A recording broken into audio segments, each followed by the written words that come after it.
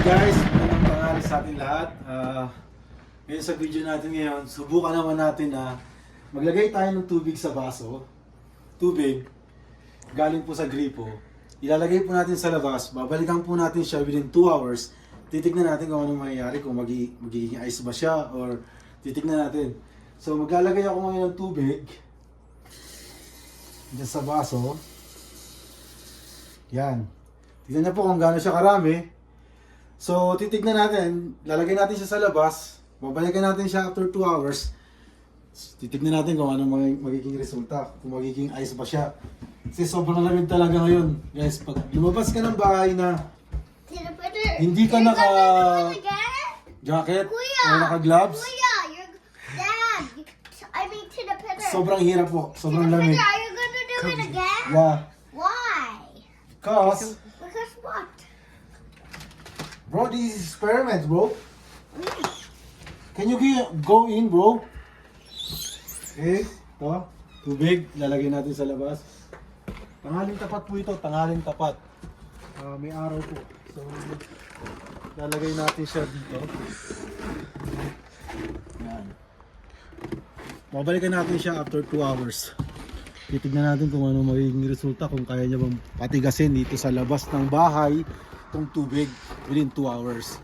Ang oras po natin ngayon is 1:11. 1:11. So, babalikan natin siya ng 3:11.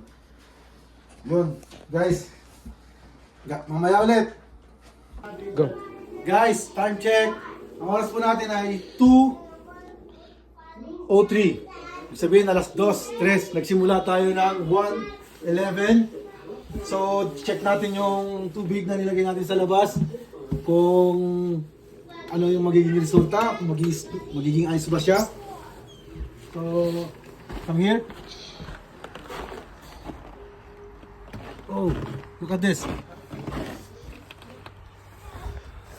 Totally ice na siya.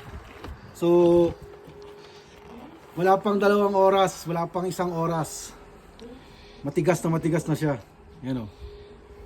Yan po. Ayan ang malaglag. Oh, see that? So, mga kaibigan, mga kabayan, gusto ko lang po sabihin sa inyo kung gaano kalamig dito sa Canada. Kasi wala pang 1 oras, naging ice na siya. So, pasok tayo sa loob. Masyadong malamig sa labas.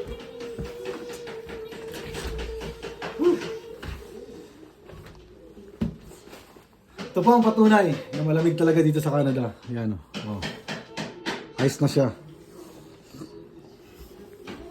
Thank you.